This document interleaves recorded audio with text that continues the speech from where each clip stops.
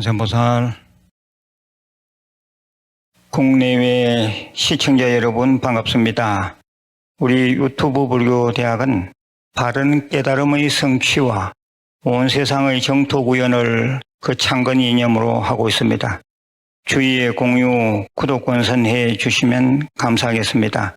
그리고 매번 좋아요도 눌러주시고 댓글도 달아주신다면 부처님 정법을 포교하는 데 큰 도움이 되겠습니다. 금일 제가 제시하는 한자성어는 중생자기 보살자천입니다.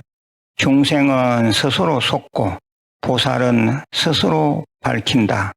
중생은 스스로 속고 보살은 스스로 밝힌다. 음미해 보시길 바랍니다. 오늘은 특별한 주제를 잡았습니다. 궁합을 믿을 것인가? 궁합 보고 결혼하면 잘 살 것인가? 이러한 내용으로 말씀드리겠습니다. 문화체육관광부가 2022년 12월 19일 공개한 2022년 한국인의 의식 가치관 조사에 따르면 배우자 선택 기준 조사 항목에서 63.1%가 성격이라고 답했습니다. 1996년 해당 조사를 시작한 이후 성격이 계속 1위라고 합니다. 2022년 조사 기준으로 2위는 직업 등 장래성으로 13.7%, 3위는 재산 10.7%, 4위는 가정환경 8.0%, 5위는 외모 2.7%로 조사되었습니다.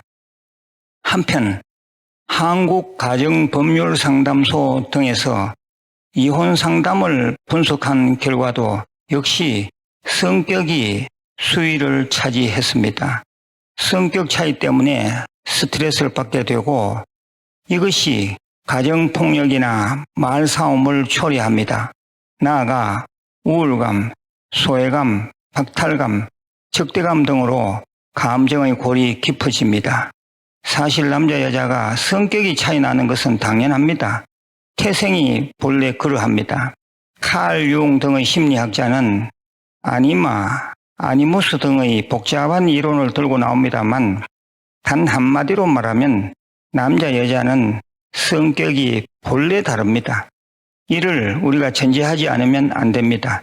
10수년 전의 일입니다.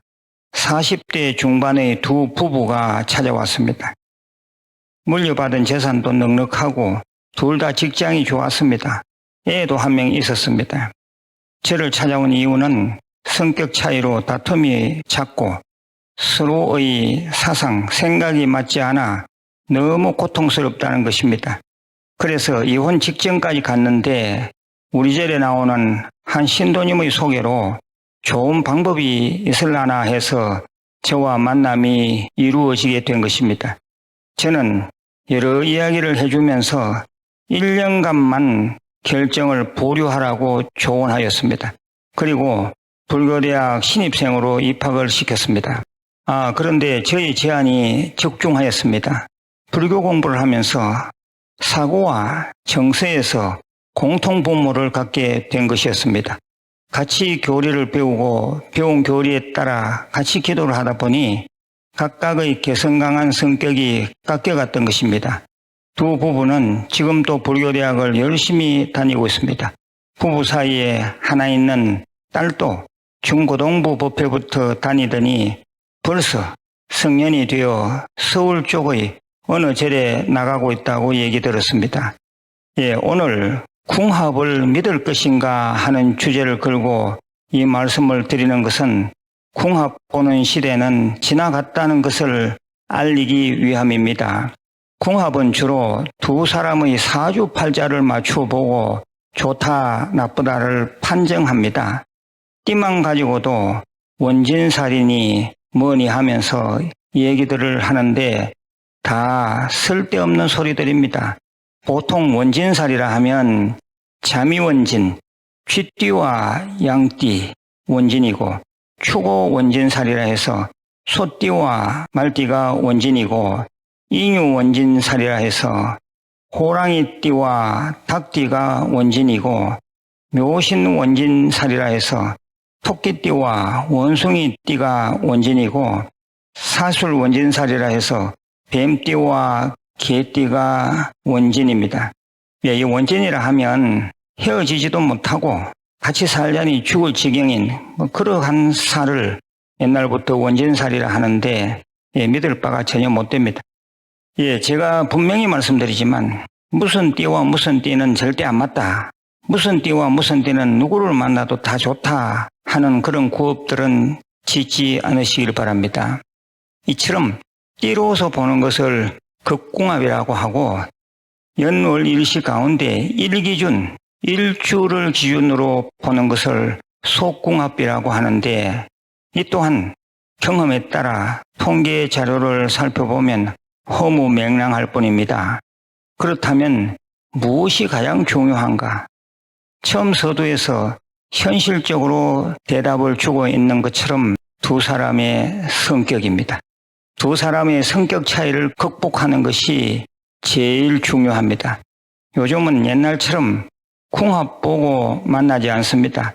실컷 만나보고 결혼하기 때문에 실컷 만나는 자체가 궁합을 보고 있는 것입니다.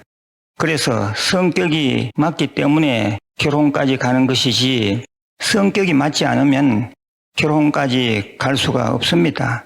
혹자는 말합니다. 그런데 긴 사귐을 궁합 삼아 결혼했는데 왜 성격 때문에 헤어지느냐고. 연애 시절에는 자기 본 성격을 숨기고 상대에게 맞추려 애쓰다가 막상 결혼 후에는 본색을 드러내기 때문입니다. 그나마 긴 사귐이 있었기 때문에 헤어지는 실수가 적다고 봐야 합니다. 그런데 성격이 잘 맞는 것 같아서 결혼했는데도 또 성격이 문제가 된다면 이제는 그 성격 탓하는 것을 그만두고 절에 와서 같이 불교 공부하고 같이 수행해야 합니다. 그러면 문제가 거의 해결됩니다. 부부의 인연을 칠천생 인연이라고 경전에 나옵니다. 이 길고 긴 인연이 악연이 되지 않고 선연이 되려면 부부가 같이 불자가 되어야 합니다. 부부라는 지중한 인연, 그 지중함의 인연을 잘 가꾸어가는 불자 가정이 되시길 바랍니다. 마지막으로 높아심에 말씀드립니다. 이미 결혼하겠다고 작정한 커플은 절대 궁합을 보면 안 됩니다. 재미로라도 보면 안 됩니다. 만일 사귀기도 전에 중매로 해서 굳이 궁합을 본다면 20% 정도만 참고하시면 됩니다.